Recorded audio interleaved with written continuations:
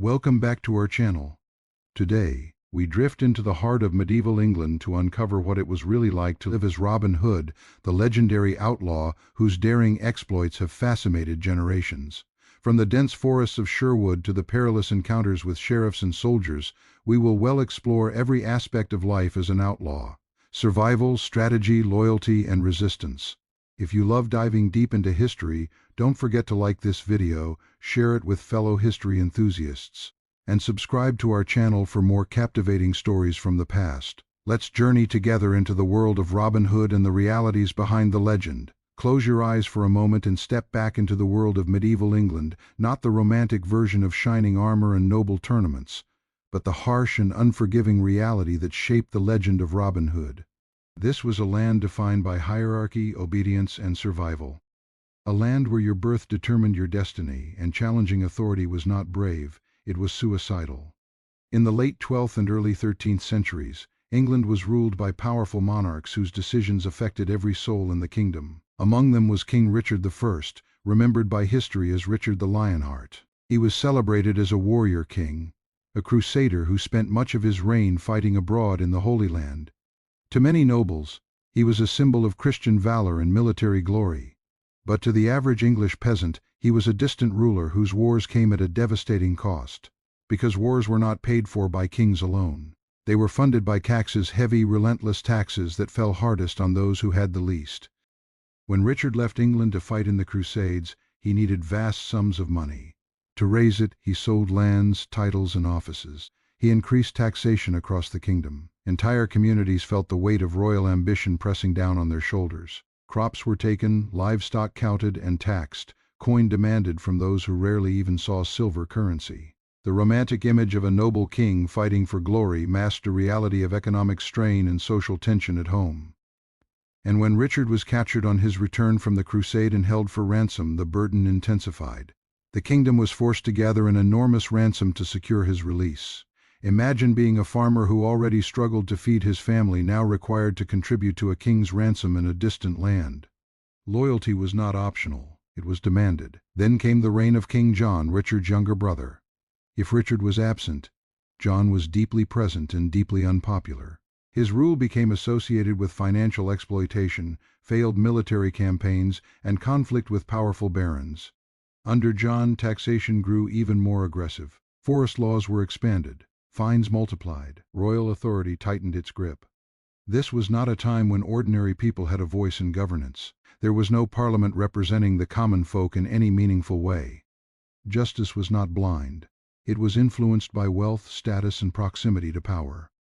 Medieval England operated under the feudal system, a rigid social hierarchy that defined every person's place in society. At the top stood the king. Beneath him were powerful barons and lords who controlled vast estates. These lords granted portions of their land to knights in exchange for military service. And at the bottom were the peasants, the overwhelming majority of the population who worked the land. Most peasants were not free. Many were villeins or serfs, legally bound to the estate on which they were born. They could not simply leave to seek better opportunities. Their lives revolved around the agricultural calendar, plowing in spring, harvesting in autumn, enduring hunger in winter. A bad harvest could mean starvation. There were no safety nets, no government relief programs. Survival depended on the land and the weather. Life expectancy was short. Disease was common. Medical knowledge was limited. Minor injuries could become fatal infections. Women faced extreme risks during childbirth. Children often did not survive to adulthood. And yet, beyond these daily struggles, there existed another layer of restriction that would become central to the legend of Robin Hood, the royal forests. To modern ears, a forest sounds like open land, free and wild. But in medieval England, royal forests were not simply clusters of trees. They were legally protected hunting reserves belonging to the crown. Large areas of woodland, including regions like Sherwood Forest, were designated as royal property. Forest law was separate from common law, and it was notoriously harsh. Peasants who had once hunted deer or gathered wood in these areas suddenly found themselves criminals for doing what their families had done for generations. Killing a deer was considered a serious offense because deer were reserved for royal hunts. Even cutting certain trees without permission could result in heavy fines or imprisonment. Imagine being a starving laborer, your children hungry, knowing that food roamed freely in the woods nearby, yet hunting it could cost you your hand, your freedom, or your life. The forest became a symbol of injustice, not because it was evil in itself, but because it represented a system where resources were hoarded by the powerful while the powerless suffered. Royal officials enforced these laws. Sheriffs were appointed by the king to maintain order in counties, collect taxes, and ensure obedience. The Sheriff of Nottingham, later immortalized as Robin Hood's enemy, was not a fictional invention of oppression. Sheriffs were real, powerful figures with significant authority. They could raise militias, collect debts, and seize property. Some sheriffs were fair administrators, others abused their power. Corruption was not uncommon. When power is concentrated and accountability is weak, exploitation often follows. If a sheriff overtaxed villagers, seized livestock unfairly, or enforced forest law mercilessly, resentment would grow quietly like embers beneath ash. Justice in medieval England was swift and often brutal. Punishments were designed not just to penalize but to deter. Public executions were spectacles meant to instill fear. Stocks and pillories humiliated offenders in town squares. Fines could ruin families financially. Trial by jury existed in some form, but legal representation as we understand it did not. Your ability to defend yourself often depended on your status and resources. A wealthy landowner could negotiate or influence outcomes. A poor peasant had little leverage. Travel was dangerous. Roads were poorly maintained. Banditry existed. Communication was slow. News traveled by word of mouth, by traveling merchants, by clergy. The church played a powerful role in daily life. It was not merely a spiritual institution but a political and economic force. Monasteries owned land. Bishops held influence. Tithes, a portion of one's produce, were required. Faith shaped worldview, but the church, like any institution, was not immune to corruption or power struggles. Against this backdrop of rigid hierarchy, heavy taxation, strict forest laws, and limited opportunity, the idea of an outlaw begins to take shape. An outlaw was not simply a criminal. To be declared an outlaw meant being placed outside the protection of the law. It was a formal legal status. Once declared, you had no rights. Anyone could capture or kill you without legal consequence. Outlawry was often the result of failing to appear in court or defying royal authority. It was a sentence of social death, and yet, paradoxically, in such a tightly controlled society, the outlaw could become a symbol of freedom. Think about what it would mean, psychologically, to step outside the system entirely, to reject the hierarchy that assigned you a life of endless labor and submission, to retreat into the forest, the very symbol of royal control, and survive on your own terms. That act alone would feel revolutionary. Of course, survival outside society was extraordinarily difficult. Forest life was harsh. Exposure to the elements, scarcity of food, risk of betrayal, these were constant threats. But the forest also offered something the village did not: autonomy. In a world where most people were bound by obligation from birth to death, the outlaw's life, however dangerous, represented choice. Whether or not a single historical individual named Robin Hood lived exactly as legend describes is still debated by historians. Records from the medieval period mention individuals with similar names: Robhod, Robert Hood, Rabinhod, often associated with criminal activity. The name may have become a generic label for outlaws over time. But legends do not emerge in a vacuum. They are born from social conditions, from shared frustrations, from collective imagination. If peasants felt crushed by taxes, they would imagine someone resisting taxation. If forest law deprived them of food, they would imagine someone defying forest law. If sheriffs abused power, they would imagine someone humiliating a sheriff. In that sense, Robin Hood, whether one man or many stories woven together, becomes a reflection of medieval England's tensions. He stands at the intersection of law and rebellion, hunger and abundance, authority and resistance. The brutal world of medieval England was not a fairy tale. It was a world where survival required obedience, where justice was uneven, and where the powerful controlled land, law, and livelihood. In such a world, even the whisper of resistance could echo loudly. And deep in the shadow of royal forests, beneath ancient oaks and watchful skies, that whisper began to grow into legend. If the villages of medieval England were places of obligation and control, the forest was something entirely different. To step beyond the boundaries of cultivated fields and into the deep woodland was to cross into another world, one ruled not by plows and church bells, but by shadow, silence, and survival. For a figure like Robin Hood, life inside the vast stretches of Sherwood Forest would not have been a romantic escape. It would have been a daily negotiation with danger. Sherwood was not a small patch of trees as modern visitors might imagine. In the medieval period, it was part of a much larger royal forest system that stretched across Nottinghamshire and beyond. Forest did not simply mean dense woodland. It referred to land placed under special royal jurisdiction, a legal category as much as a physical one. Open heath, grassland, villages, rivers, and thickets could all fall within forest boundaries if the Crown declared them so. This meant that life within Sherwood existed under the strict and often merciless enforcement of forest law. For an outlaw, the forest offered both sanctuary and threat. Sanctuary because it was vast, uneven, and difficult to patrol effectively. Royal soldiers and local militias could not easily march in formation through thick undergrowth. Horses struggled on muddy paths and narrow clearings. Visibility was limited. Ambush was always possible. A small, mobile group familiar with every trail and stream would hold a natural advantage over armed men burdened with armor. But the forest was also a place of constant exposure. There were no permanent houses for those declared outside the law. An outlaw band might construct temporary shelters from branches and moss, build hidden camps in hollows, or take refuge in caves or abandoned structures. Yet these were never permanent. Smoke from a cooking fire could reveal a location. A careless footprint in wet soil could lead trackers to their camp. Movement was essential. Stillness could mean death. Imagine waking before dawn, not because a rooster crowed, but because the cold seeped through your cloak and into your bones. Medieval winters were harsh, particularly during colder climatic phases. Snow could blanket the woodland, erasing tracks but also making travel treacherous. Frost stiffened fingers, making it harder to string a bow or grip a blade. Food grew scarcer. Hunting became more difficult as animals migrated or grew lean. In summer, the forest transformed. Leaves thickened the canopy, offering shade but also hiding threats. Insects swarmed. Streams ran lower.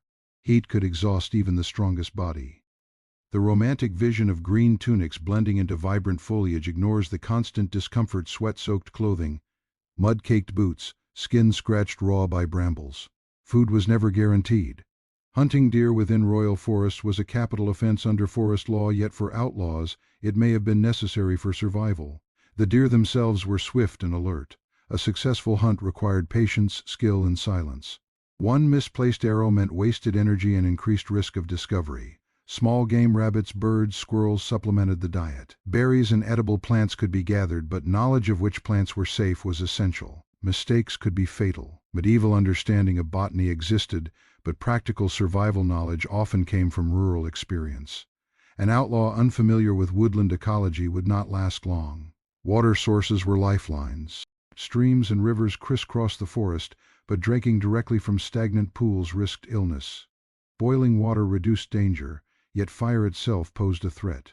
Smoke could be seen from afar. Fires had to be small, concealed, and carefully timed. Disease lurked everywhere. Cuts from thorns could become infected. Minor injuries sustained during skirmishes could fester. There were no antibiotics.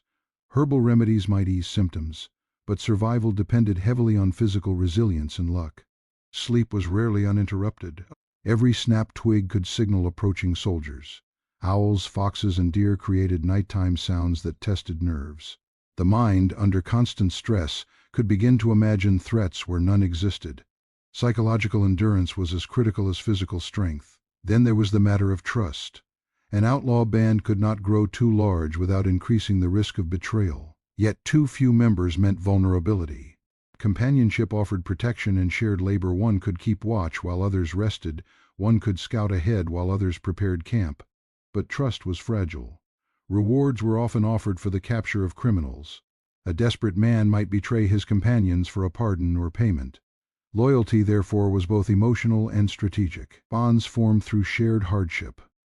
If the legend speaks of figures like Little John or Will Scarlet, in reality such companions would have been chosen not for charm but for reliability and skill. A single unreliable member could doom the entire group. Navigation required intimate knowledge of terrain. Forest paths were not neatly marked roads. They were winding trails shaped by animals, woodcutters, and occasional travelers. Rain could wash them away. Fallen trees could block them. Knowing alternate routes, hidden clearings, and escape corridors was essential. Ambush tactics depended on surprise. The English longbow, later celebrated in battles like Agincourt, was already a formidable weapon. Mastery demanded years of practice, building extraordinary upper body strength. Drawing a heavy war bow was not effortless. It required training from youth. An outlaw archer who could strike accurately from concealment possessed a decisive advantage. Yet arrows were not infinite. Each shaft had to be crafted, maintained, and retrieved if possible. Broken arrows represented lost resources. Equipment maintenance was constant, bowstrings frayed, blades dulled, leather cracked. Encounters with travelers presented moral and strategic dilemmas. Robbing a wealthy merchant might provide supplies, but it also increased attention from authorities. Sparing poor travelers could build goodwill among local villagers, but rumors spread quickly. Reputation could protect or endanger. Villages bordering Sherwood existed in uneasy proximity to the forest. Some villagers may have quietly sympathized with outlaws, especially if they resented heavy taxation or harsh forest enforcement. Others feared collective punishment. Authorities could impose fines or reprisals on communities suspected of aiding criminals. Thus, any support offered to forest dwellers came at personal risk. Weather dictated strategy. Heavy rain masked sound but left tracks in mud. Fog provided concealment but also disorientation. Wind could carry voices farther than expected. Every natural element was both ally and enemy.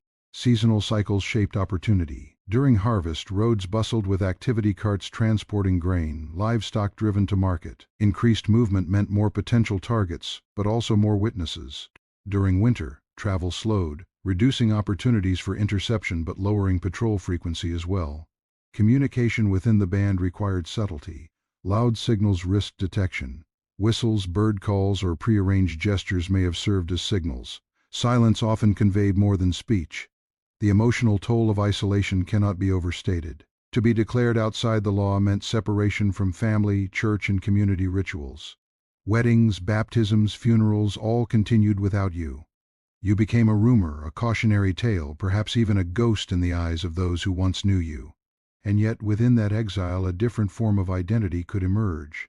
Stripped of feudal obligations, an outlaw defined himself by skill and courage rather than birth. In a rigidly stratified society, this alone was radical. The forest fostered adaptability. You learned to read animal tracks, to anticipate weather changes by cloud patterns, to gauge the time of day by light filtering through leaves. You became attuned to rhythms invisible to village life. But adaptability did not eliminate fear. Royal hunts occasionally entered Sherwood, accompanied by nobles, hounds, and armed guards. Such events required outlaws to vanish completely, retreating deeper into concealed areas until danger passed. Capture remained the constant specter. Forest officials, known as verderers and foresters, enforced law within royal lands. They knew portions of the terrain well. Bloodhounds could follow scent trails. Rewards incentivized relentless pursuit. If cornered, combat was swift and chaotic. Armor offered protection but limited mobility. Outlaws relied on speed and terrain familiarity. A brief skirmish could decide life or death. The mythic image of laughter around campfires hides the reality of rationed food, tense watch shifts, and the knowledge that tomorrow's sunrise was not guaranteed. And yet, paradoxically, within that peril existed a fierce sense of autonomy. No lord dictated your daily labor. No tax collector tallied your harvest. The forest, though owned by the crown, functioned as a contested space where authority was harder to enforce. For villagers glimpsing figures moving between trees, the forest could become a canvas for imagination. Stories grow in uncertain spaces.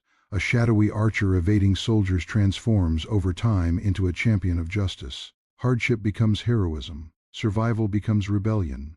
Whether or not a single historical Robin Hood commanded Sherwood precisely as legend claims, the conditions of forest life made such a legend plausible. The environment itself shaped the narrative. Dense woods hiding fugitives, royal law criminalizing survival, oppressive structures contrasted against untamed nature. To live in Sherwood as an outlaw was to exist in tension between hunger and resourcefulness, fear and freedom, isolation and brotherhood. It was not an easy life. It was not a safe life. But in the deep green silence of medieval England's forests, it was a life lived beyond the direct grasp of kings. Living as an outlaw in medieval England was not a solitary existence. Legends speak of Robin Hood surrounded by a band of loyal companions, but beyond the romanticized tales, the reality of companionship in a lawless life was both essential and precarious. The forest offered shelter and freedom, but survival demanded cooperation, trust, and skill, for one mistake could end not only your life but the lives of everyone depending on you. The bonds between outlaws were forged under the harshest conditions imaginable, tested by cold, hunger, exhaustion, and constant danger. Each member of a band had a role to play, and the effectiveness of the group depended entirely on mutual reliance.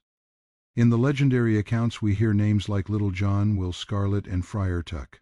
In truth, any group of outlaws surviving in the forest would have consisted of individuals selected not for charm or wit, but for skill, loyalty, and the ability to endure hardship. Each member needed to be proficient in essential survival skills: tracking, hunting, navigating through dense woods, and, most importantly, combat. The English longbow, already a critical weapon of the period, required years of practice to wield effectively. A skilled archer could determine the outcome of a skirmish before the opponent even realized the danger. The draw weight of a warbow often exceeded 100 pounds, demanding tremendous upper body strength and stamina.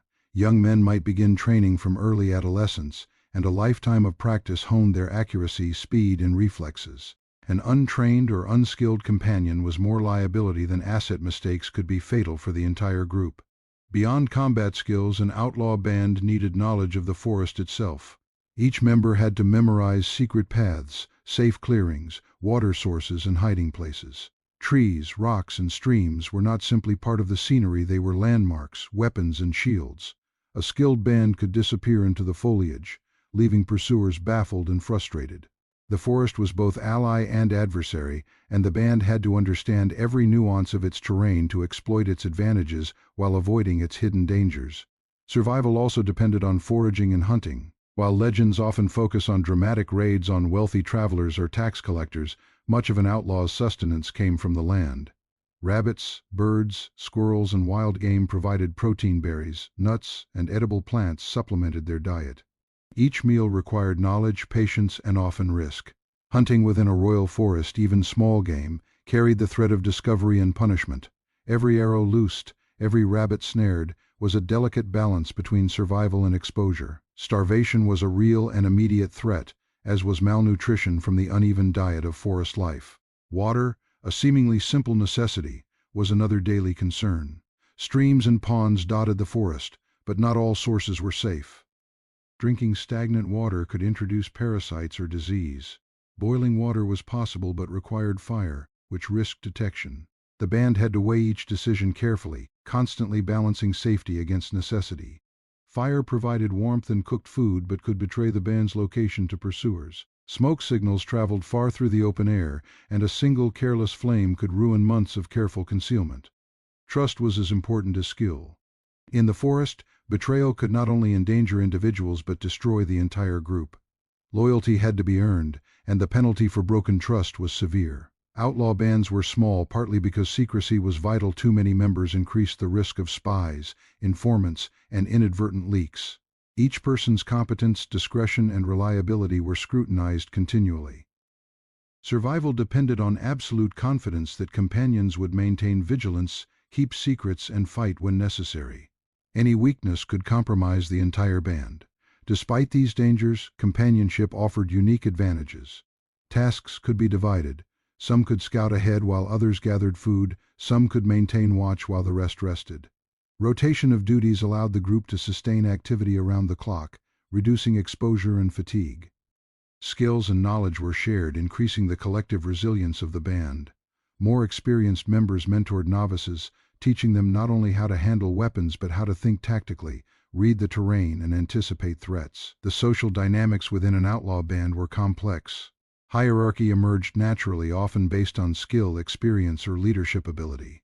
While legends portray Robin Hood as an unquestioned leader, the reality likely required negotiation, consensus, and mutual respect. Decisions where to camp, when to move, how to confront pursuers had life or death consequences. Effective leadership meant balancing authority with consultation. Tyranny could provoke dissent, indecision could invite disaster. A leader's ability to inspire confidence and maintain cohesion under constant pressure was crucial. Moreover, the psychological demands of forest life were intense. Constant vigilance against soldiers and informants meant the mind could never fully relax. Even during moments of rest, awareness of sound, movement, and environmental cues had to remain sharp. Every rustle of leaves, every distant footstep, was a potential threat. The mental strain of living in perpetual alertness could lead to exhaustion, paranoia, and errors. Those who survived were often as resilient psychologically as they were physically. Conflict within the band, too, was a danger. Limited resources, fatigue, and stress could provoke disputes. Decisions about dividing food, choosing targets, or handling disagreements required careful management. While legends gloss over these challenges, real bands likely faced arguments, rivalries, and moments of tension. Survival depended on resolving these issues quickly and decisively. Group cohesion was as vital as skill. With weapons, a divided band could collapse under external pressure. The longbow, central to both survival and combat, played a critical role in forest tactics. A well-placed arrow could disable an approaching pursuer without a face-to-face confrontation. Ambushes were often brief, violent, and highly strategic. Outlaws understood the importance of terrain. Higher ground offered advantage, narrow paths allowed control of movement, and dense undergrowth provided concealment. A single skilled archer could hold off multiple opponents, buying time for others to retreat or reposition. Accuracy, patience, and the ability to anticipate enemy actions were more valuable than brute force. Archery practice was continuous. Bows needed maintenance, strings required replacing, arrows had to be crafted, sharpened, and fletched. Resources were not limitless. Lost or broken arrows represented both lost combat potential and wasted time. Equipment care was as much a daily responsibility as food gathering or camp preparation. The combination of technical skill and tactical thinking defined the outlaws' edge over more heavily armed but less agile soldiers. Scouting and intelligence gathering were also essential. Information about patrol schedules, road traffic, and local sympathizers allowed the band to plan operations with minimal risk. Messages and signals had to be discreet. Word of mouth could be dangerous, as even casual conversation could leak sensitive details. Bands developed their own communication methods, signals, codes, and predetermined signs to convey warnings or instructions. Silence often spoke louder than words. In interactions with villagers, outlaws walked a fine line. Sympathetic peasants could offer food, guidance, or refuge, but this assistance carried significant risk. Communities caught aiding criminals could face fines, imprisonment, or violent reprisal. Outlaws had to assess the loyalty and reliability of potential allies carefully. Trusting the wrong person could undo months of careful concealment. Reputation became both shield and weapon. A respected band might receive aid discreetly, while rumors of ruthless behavior could protect them through fear. Seasons dictated strategy and opportunity. Summer brought increased movement. Travelers, merchants, and patrols were more frequent, creating more potential targets, but also more witnesses. Winter reduced visibility and slowed travel, but patrols were less frequent, and concealment was easier among snow-dusted trees. Understanding the rhythms of both nature and human activity was critical to survival. Outlaws needed intuition, experience, and the ability to anticipate patterns. Every decision when to move, where to hide, which path to take could mean the difference between life and death. Sleep was a constant challenge. Unlike village life, where homes offered warmth, security, and relative safety, the forest provided none. Outlaws had to sleep lightly, ready to wake at a sound or disturbance. Positions were chosen for visibility and escape potential, often elevated or concealed. Rotating watches ensured someone remained alert at all times. Rest was never complete, fatigue was constant, and the mind never fully relaxed. Weather was an ever-present concern. Heavy rain could make trails impassable, obscure tracks, or flood low-lying camps. Snow provided both camouflage and increased visibility of footprints. Wind carried sounds and scents unpredictably. Heat could sap strength and cause dehydration. Every natural element had to be factored into planning and decision-making. The forest also shaped identity. Freed from direct feudal control, the outlaw defined himself not by birth or social class but by skill, courage, and resourcefulness. In a society where social mobility was nearly impossible, this autonomy was revolutionary. The forest allowed outlaws to operate on their own terms, even if only temporarily. Within its confines, they could challenge authority, secure resources, and create their own social order based on merit and loyalty rather than hereditary status. Yet the constant threat of capture remained. Royal hunts, patrols, and bounty seekers entered the forest regularly. A single misstep, miscalculation, or piece of bad luck could end years of careful evasion. Bands had to anticipate these dangers, maintain flexibility, and have escape plans prepared for every scenario. The line between triumph and disaster was razor thin. Despite the hardship, the outlaw band offered companionship that was unique in its intensity and reliance. Bonds formed under extreme conditions, cemented by shared danger, mutual dependence, and the necessity of cooperation. Relationships were forged through action and endurance rather than ceremony or social convention. Every successful ambush, every evasion of capture, and every survival through winter strengthened trust and loyalty. The forest became not only a refuge but a crucible in which human character and skill were tested and refined. Through the lens of history, this reality explains the enduring fascination with Robin Hood and his companions. The forest was not merely a backdrop, it was a character in its own right, shaping behavior, testing limits, and defining survival. Companionship within the outlaw band was a product of necessity, skill, and circumstance, not merely romance or loyalty. Every decision carried weight. Every action had consequences. The intertwining of skill, trust, and knowledge created a delicate ecosystem of survival, constantly balanced between freedom and peril. In this way, the lives of Robin Hood and his companions, real or imagined, reflect the complex interplay between environment, social structure, and human ingenuity. The forest was at once prison, playground, and battlefield. The band was at once family, military unit, and social experiment. Survival depended on mastery of self, tools, terrain, and each other. The stories immortalized in ballads and literature capture only a fraction of this reality, filtered through imagination and legend, yet grounded in conditions that made such tales possible. The truth of outlaw life in Sherwood was harsh, demanding, and relentless, but it also offered a unique form of autonomy and identity that the structured world outside could never provide. The idea that Robin Hood stole from the rich and gave to the poor is one of the most enduring and recognizable elements of his legend. Across centuries, storytellers have cemented this phrase in popular imagination, painting Robin as a noble hero who championed the oppressed against the tyranny of the powerful.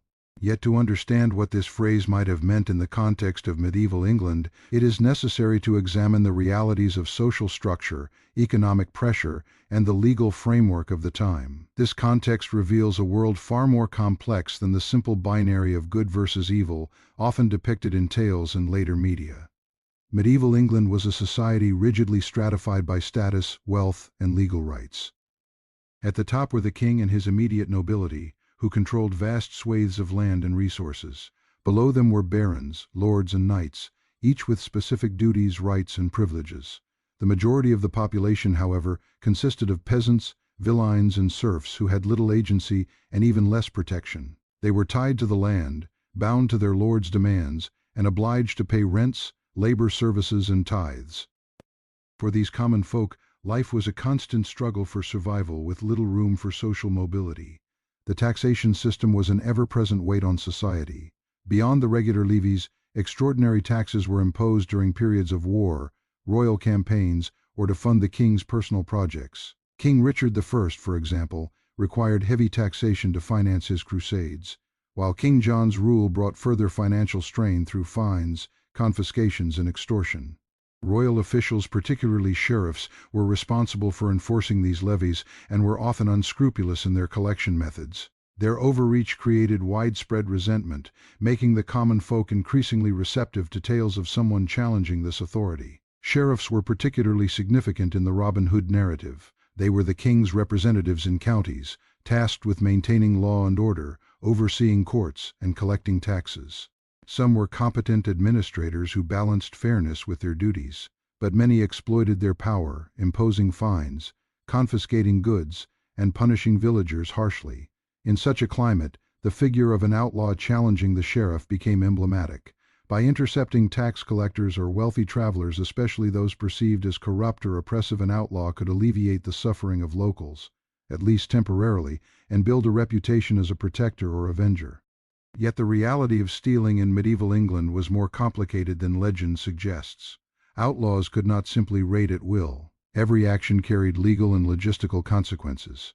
A single failed raid could alert authorities, provoke military response, and endanger the band and the villagers who offered support. Decisions about whom to target, when, and how were tactical, requiring intelligence gathering, reconnaissance, and risk assessment. Ambushes had to be timed carefully, knowledge of terrain had to be leveraged, and escape routes planned in advance. In this sense, the stealing from the rich part of the legend may have been more about strategic disruption than altruistic redistribution. Targets often included traveling merchants, officials, or anyone carrying valuable goods. Roads in medieval England were perilous, not just due to the presence of outlaws, but because of bandits, wild animals, and natural obstacles. Travelers were vulnerable, especially those transporting coins, goods, or foodstuffs for trade or taxation purposes. Ambushing a wealthy merchant convoy could yield food, money, and equipment necessary for survival in the forest. However, the decision to raid a target also involved assessing moral and social considerations. Harming the local poor could undermine support, while attacking corrupt officials or oppressive figures could earn loyalty and trust among villagers. Villagers' perceptions were vital. Outlaws relied on sympathetic locals for intelligence, food, and temporary shelter. Any attack that harmed those villagers could destroy relationships that had been painstakingly built over months or years. Reputation, therefore, was as crucial as skill in combat. A band that abused its power risked isolation, while one perceived as fair and protective could gain covert support that enhanced its survival prospects. In this way, the popular idea that Robin Hood gave to the poor may reflect an intersection of practical strategy and social reputation, rather than purely moral intent. Historical context further complicates the picture. England's economy during the late 12th and early 13th centuries was heavily based on agriculture, trade, and feudal obligations. Merchants were emerging as a growing class, traveling between towns and marketplaces with valuable commodities. Intercepting these merchants could provide necessary resources for survival, particularly during harsh winters or periods of famine. Yet merchants were also under royal protection to varying degrees, and raiding them increased the risk of legal repercussions. Outlaws had to weigh immediate necessity against long-term security. Forest law also influenced this dynamic. Royal forests were technically crown property, and hunting or taking resources from them without permission was illegal. Deer, wild pigs, and other game were reserved for the king, while timber and other forest resources were similarly restricted. Violating these laws was a capital offense. Yet forests provided both opportunity and cover. Outlaws who mastered the terrain could exploit it to intercept travelers and carry out raids while remaining largely invisible to patrolling officials. In effect, the forest itself was a contested resource, a liminal space where law, necessity, and freedom collided. The symbolic element of Robin Hood's actions cannot be overlooked. While the historical reality may have involved calculated raids and theft for survival, the stories frame these actions in terms of justice and morality. The idea of taking from corrupt or oppressive elites to benefit those who suffered under their authority resonated deeply with medieval audiences. Villagers, hearing tales of outlaws redistributing wealth, could imagine hope in a society otherwise constrained by rigid hierarchy and harsh laws. The legend thus functioned not only as entertainment, but as a form of social commentary, reflecting collective frustrations and aspirations. Even the organizational structure of an outlaw band supported these activities. Each member brought specific skills and knowledge to the group. Some specialized in reconnaissance, tracking, or navigating difficult terrain, others excelled at archery or close combat. Roles could also include scouting trade routes, monitoring patrols, or maintaining safe hiding places. This specialization allowed bands to operate effectively despite limited numbers. Coordinated actions, careful planning, and shared responsibilities enabled them to exploit opportunities while minimizing exposure. The logistics of redistribution, however, were not simple. Outlaws had no secure storage, formal mechanisms for allocation, or structured social networks for distributing resources. Any aid provided to villagers would have been informal, immediate, and contingent upon circumstance. Giving food to a starving family or leaving coins hidden in a village might occur spontaneously rather than systematically. Over time, such acts would accumulate into a reputation for generosity, feeding the narrative of stealing from the rich and giving to the poor, even if the practical realities were far more improvised and situational. The morality of these actions was also context-dependent. In medieval England, social and legal norms often conflicted with local concepts of fairness. Taxation, forced labor, and the restrictions of forest law could feel unjust, particularly when enforcement was arbitrary or corrupt. Within this context, defiance by outlaws might have been viewed as morally acceptable by local communities, even as it remained criminal in the eyes of the crown. Legends elevated this defiance into heroism, emphasizing the contrast between oppressive authority and individual initiative. Religion also intersected with these narratives. The church wielded significant power in both governance and daily life.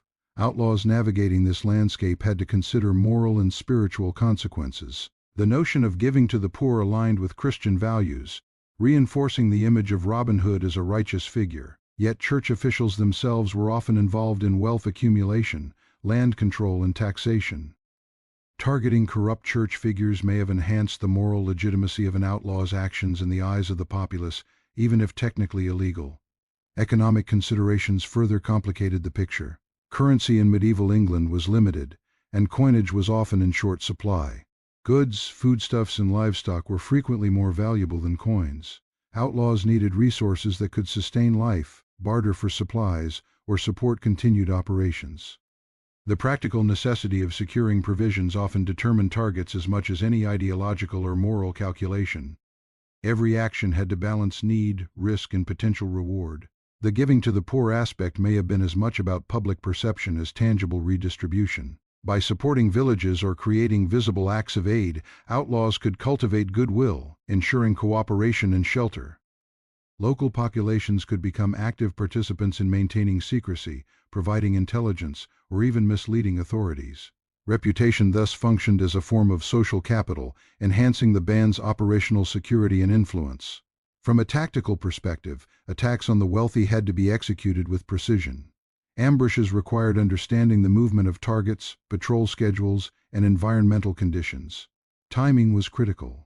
Arrows had to fly true, escape routes had to be secure. The consequences of failure were immediate and severe. The legal system offered no mercy, and capture often meant death. As such, every raid reflected not only necessity but careful calculation, combining knowledge of terrain, human behavior, and military skill. The legend's emphasis on generosity and morality can be seen as a form of social storytelling that idealized behavior under extreme circumstances. Medieval audiences, constrained by social hierarchy and subject to harsh laws, projected their hopes onto figures like Robin Hood. Tales of wealth taken from oppressors and shared with the needy offered a form of psychological relief and moral satisfaction. They reinforced the notion that justice could exist outside the formal structures of society. Over time, these stories became codified in ballads and literature, blending historical circumstances with imaginative embellishment. The narrative of stealing from the rich and giving to the poor crystallized as a defining feature of the Robin Hood mythos, regardless of whether individual historical figures enacted such behavior systematically. It symbolized resistance, equity, and courage in a world often defined by oppression, hardship, and arbitrary authority. In conclusion, understanding the reality behind the famous phrase requires acknowledging the intricate interplay of necessity, strategy, morality, and social perception. Outlaws in medieval England operated in a world governed by harsh laws, extreme social inequality, and constant risk. Their actions were motivated by survival, shaped by skill and intelligence, and filtered through the lens of local perception. What emerged in legend, a hero redistributing wealth from the powerful to the needy, reflected both the practical realities of outlaw life and the aspirational ideals of the society that told their stories.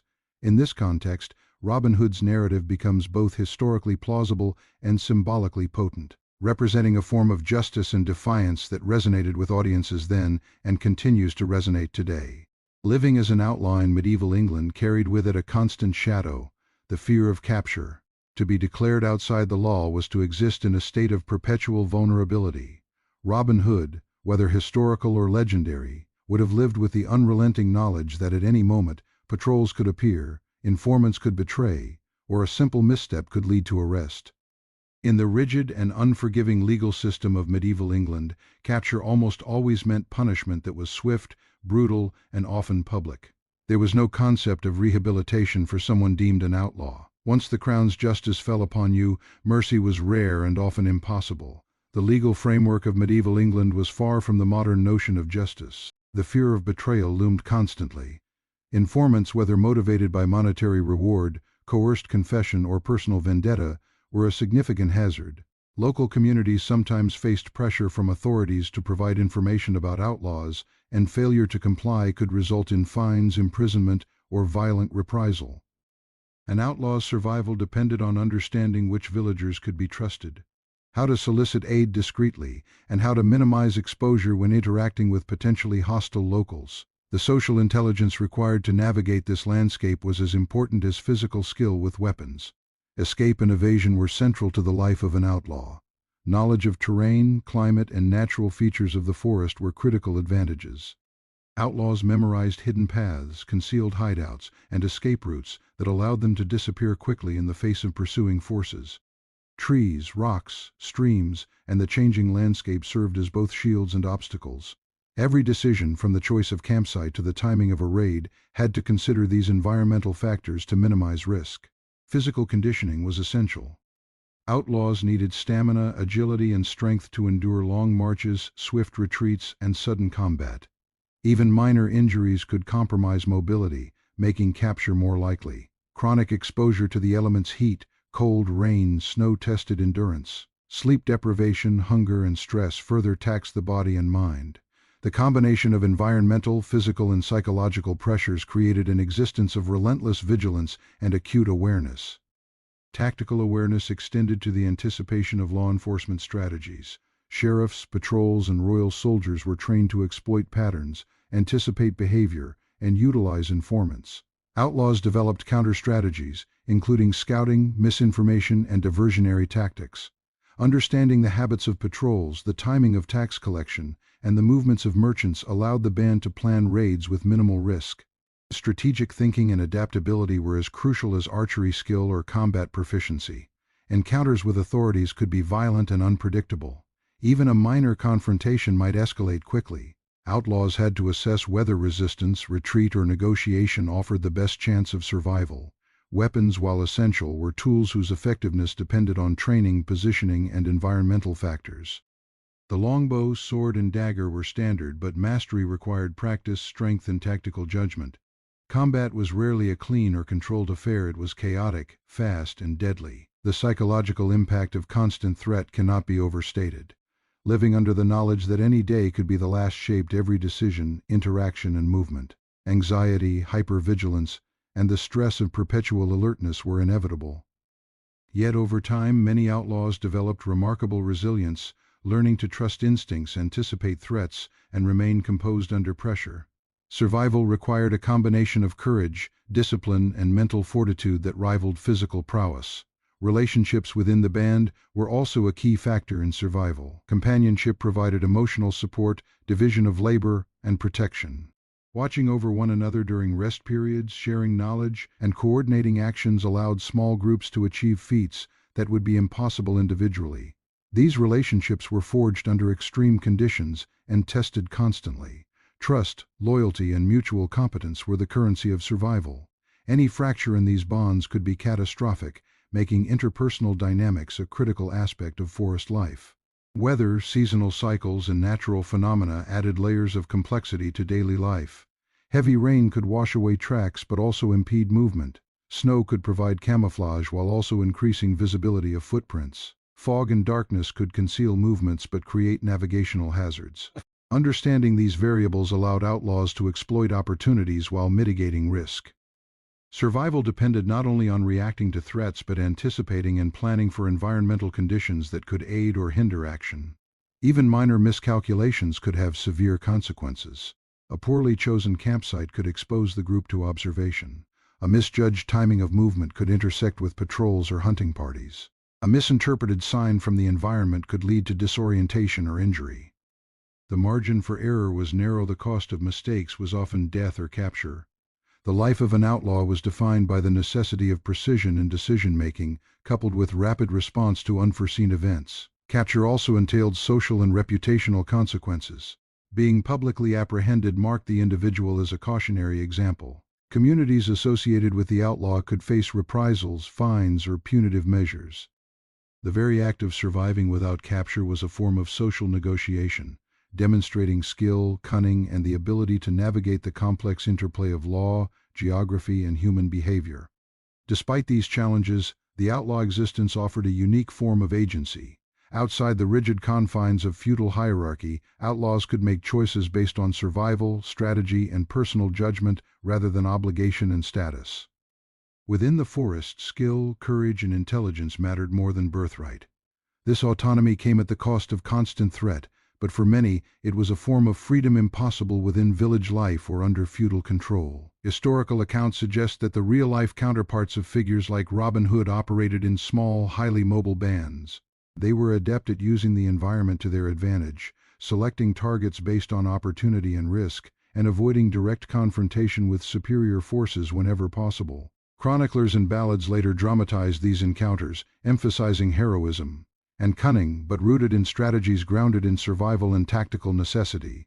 The combination of relentless danger, tactical thinking, and reliance on companions defined the outlaw existence. Physical skill alone was insufficient. Intelligence, social acumen, and environmental mastery were equally vital. Each day involved constant calculation: when to move, where to hide, how to interact with locals, and how to respond to threats. This relentless pressure shaped not only behavior but identity. An outlaw was not merely someone outside the law. They were a practitioner of survival, adaptation, and resistance, operating in a world where every choice carried weighty consequences. In this environment, the legend of Robin Hood begins to make sense. Tales of daring raids, clever escapes, and loyalty to companions mirror the practical realities of forest life. The romanticized steal from the rich, give to the poor narrative overlays a more immediate and pressing truth. The outlaw's life was a continuous negotiation between survival, moral perception, and risk. Every act of theft, every strategic retreat, and every engagement with authorities reflected a complex interplay of necessity, skill, and opportunity. Ultimately, to be an outlaw in medieval England was to live in a state of constant tension. Every day presented a new challenge, every decision carried potential peril, and every encounter with law or neighbor could alter the course of survival. Captivity, torture, mutilation, or death were real possibilities at every turn. Yet within this existence, the outlaw carved out autonomy, formed bonds of trust and loyalty, and navigated a world of extremes with intelligence and courage. This precarious balance between danger and agency, fear and skill, isolation and companionship, defines the enduring fascination with Robin Hood and his companions. Their life, whether entirely historical or largely legendary, exemplifies the extreme conditions, relentless pressures, and complex human interactions of medieval outlaw existence. The legend of Robin Hood is most famously associated with the idea of resistance, not merely survival, but standing against injustice and tyranny. In medieval England, the context for such resistance was multifaceted, rooted in a society defined by rigid hierarchy, oppressive laws, and the stark disparity between the powerful and the powerless. For peasants and common folk, daily life was dictated by obligations that extended from birth to death, yet the forest offered a rare, though perilous, space for autonomy. Within this space, the outlaw emerged not only as a survivor but as a symbol of defiance against a system that offered little recourse for fairness or equity. Resistance in medieval England could take many forms. For the common people, it might involve small acts of defiance: ignoring forest laws to gather firewood, poaching deer to feed one's family, or withholding payments from unscrupulous officials. These acts were often pragmatic rather than heroic, responses to immediate needs and oppressive conditions. However, when organized and combined with skill and intelligence, it becomes clear that the two are complementary, not contradictory. Resistance could take on more significant forms, such as ambushing tax collectors, raiding wealthy merchants, or confronting overbearing sheriffs. The outlaw band exemplified this organized, strategic resistance, leveraging knowledge of terrain, mobility, and tactics to challenge authority. The act of resistance required not just courage but strategic thinking. Outlaws had to choose their battles carefully. Direct confrontation with heavily armed royal forces was rarely practical. Ambushes, raids, and distraction tactics were safer and more effective. Knowledge of the forest was critical. Outlaws understood the landscape in ways outsiders could not: hidden paths, dense undergrowth, natural choke points, and vantage locations.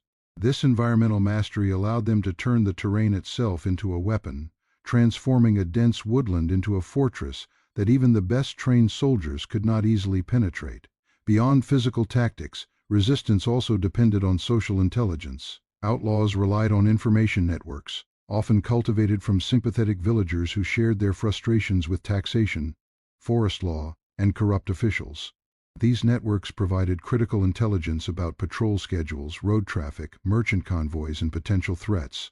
Every interaction was a negotiation. Trust had to be earned, and loyalty maintained. Missteps could compromise the band's operations and endanger everyone involved. The careful cultivation of relationships with local communities was as important as archery skill or swordsmanship in ensuring long-term survival. Yet resistance was not only practical, it was symbolic.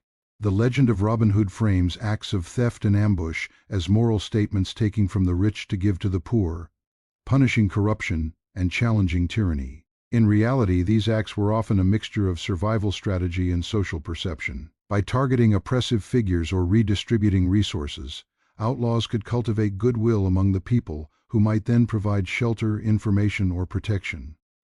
Reputation functioned as a strategic tool. A feared and respected band could deter pursuit, attract allies, and maintain operational security. The moral dimension of resistance in this context is complex. Medieval law was harsh and inequitable, particularly toward peasants and commoners. Forest laws, taxation, and feudal obligations placed heavy burdens on ordinary people, while wealth and privilege insulated the elite from hardship. Resistance, therefore, was not merely criminal but could be interpreted as a form of social justice. The act of defiance validated the grievances of the oppressed, creating a narrative in which law-breaking became morally legible and even admirable. Stories of Robin Hood reflect this dynamic, emphasizing heroism, fairness, and the protection of those who could not defend themselves. Living as an outlaw required psychological resilience as much as physical skill. The constant threat of capture, exposure, and death created a state of perpetual tension. Sleep was shallow and interrupted. Every noise could signify danger. The mental strain of living with the knowledge that any misstep could be fatal demanded extraordinary discipline. Outlaws developed heightened awareness, quick reflexes, and the ability to remain calm under pressure. This mental toughness was essential for survival, enabling split-second decision-making in moments of crisis. The concept of loyalty and solidarity was central to effective resistance. Outlaw bands relied on mutual dependence for survival. Each member brought specific skills in archery, swordsmanship, tracking, knowledge of terrain, and contributed to the group's collective strength. Cooperation extended beyond practical tasks. Emotional support, shared vigilance, and trust under extreme conditions fostered a sense of unity. The bonds formed in the forest were forged in adversity, tested continually by hardship and danger. Any fracture in loyalty could be catastrophic, making interpersonal relationships as crucial to resistance as combat or strategy. Environmental mastery was both a tactical advantage and a psychological tool. The forest provided concealment and mobility, but also demanded constant adaptation. Weather, seasonal changes, and natural obstacles influenced planning and strategy. Heavy rain could obscure tracks but make movement difficult. Snow could camouflage movements but also expose footprints. Fog could conceal approach but complicate navigation. Outlaws learned to anticipate and exploit these variables, using the environment not merely as backdrop but as active participant in their resistance. The symbolic resonance of Robin Hood's resistance extended beyond immediate survival. By positioning themselves against oppressive authorities, outlaws embodied the possibility of challenge within a rigid social order. Medieval England offered little recourse, for the powerless rebellion was dangerous and often brutally suppressed. Within the forest, however, the outlaw could exercise agency, disrupt authority, and assert a form of justice. This autonomy, achieved at immense personal risk, became a narrative of moral courage and resilience. Historical records suggest that bands of outlaws were highly strategic in their operations. They moved quickly, targeted resources selectively, and avoided unnecessary confrontation with overwhelming forces. Ambushes were planned meticulously, considering terrain, timing, and the behavior of targets. Scouting parties provided advance warning, while escape routes were carefully chosen. Every action reflected a careful assessment of risk versus reward, balancing the need for resources with the imperative of survival. Tactical diversity was another hallmark of effective resistance. Outlaws could employ direct confrontation, stealth, misinformation, and diversion to achieve objectives. Archery, often from concealed positions, allowed small groups to neutralize threats disproportionately larger than themselves. Knowledge of river crossings, terrain features, and forested areas enabled the band to maneuver around patrols and evade capture. These strategies demonstrate that resistance was not random but deliberate, adaptive, and intelligent. The economic dimension of resistance cannot be overlooked. Survival in the forest required resources, which were often obtained through raids, theft, or opportunistic collection. Outlaws targeted those who could afford to lose, whether wealthy merchants, corrupt officials, or the estates of lords. Redistribution to the poor may have been partially symbolic and partially practical, securing goodwill, ensuring cooperation, and maintaining a social safety net. In this way, resistance was intertwined with both survival and social influence, creating a feedback loop in which moral narrative and practical necessity reinforced each other. Community support played a critical role in sustaining resistance. Sympathetic villagers provided food, intelligence, and shelter, often at great personal risk. Such networks created localized pockets of resilience, enabling outlaw bands to operate for extended periods despite constant threats. Cooperation between outlaws and local populations illustrates the intersection of strategic necessity and moral legitimacy. Acts of resistance were effective not only because of skill, but also because they were embedded within a supportive social framework. The psychological impact of successful resistance was profound. Each evasion, successful raid, or act of defiance reinforced confidence and reputation. Over time, these actions created an aura of invincibility and moral authority, enhancing the band's effectiveness. The mythologizing of Robin Hood, while emphasizing heroism, courage, and generosity, mirrors the lived experience of survival under extreme pressure, where psychological resilience, skill, and community support coalesce to create enduring legends. Resistance also had social and cultural consequences. Stories of outlaws challenging authority offered hope and a sense of agency to those constrained by feudal obligations. They communicated that even in a rigidly hierarchical society, cleverness, courage, and solidarity could disrupt the status quo. Tales of Robin Hood's exploits circulated orally and later in written ballads, transmitting both entertainment and moral lessons across generations. The enduring appeal of these stories lies in their reflection of human aspiration for justice, autonomy, and fairness in a world structured to suppress it. Living as a figure of resistance required continuous adaptation. Outlaws navigated complex interactions with authorities, villagers, environmental hazards, and rival bands. Success depended on combining physical skill with tactical intelligence, social awareness, and psychological fortitude. Every decision, whether choosing a campsite, planning a raid, or determining whom to trust, carried life or death consequences. The capacity to integrate these elements effectively defined survival and shaped identity within the outlaw community. The narrative of Robin Hood encapsulates these realities, translating survival and strategy into moral and heroic terms. The forest, the band, the raids, and the redistribution of resources become emblematic of defiance against oppression. While the romanticized version emphasizes chivalry and altruism, the historical plausibility of these actions lies in the interplay between necessity, skill, strategy, and social perception. Resistance was not merely rebellion, it was a disciplined, calculated, and adaptive response to extreme social and environmental pressures. Ultimately, the story of Robin Hood as a figure of resistance illustrates the intersection of survival, strategy, and morality in medieval England. Outlaws navigated a world of hierarchical oppression, legal danger, and environmental challenge. They relied on skill, loyalty, intelligence, and social networks to persist against forces far stronger than themselves. The legend, while embellished and mythologized, reflects these lived realities, offering insight into how resistance, both practical and symbolic, was enacted. It also demonstrates the enduring human fascination with figures who challenge authority, act decisively, and create space for justice in an otherwise rigid and unforgiving society. Through the lens of Robin Hood, we see that resistance in medieval England was more than survival. It was the assertion of agency, the negotiation of risk, and the crafting of a moral narrative in the face of oppression. The forest, the band, and the acts of defiance were interwoven elements that created a sustained pattern of survival and symbolic justice. By understanding the historical, environmental, social, and psychological context, we can appreciate why the story of Robin Hood endures. It embodies the human desire for fairness, courage, and freedom, even in the most constrained circumstances.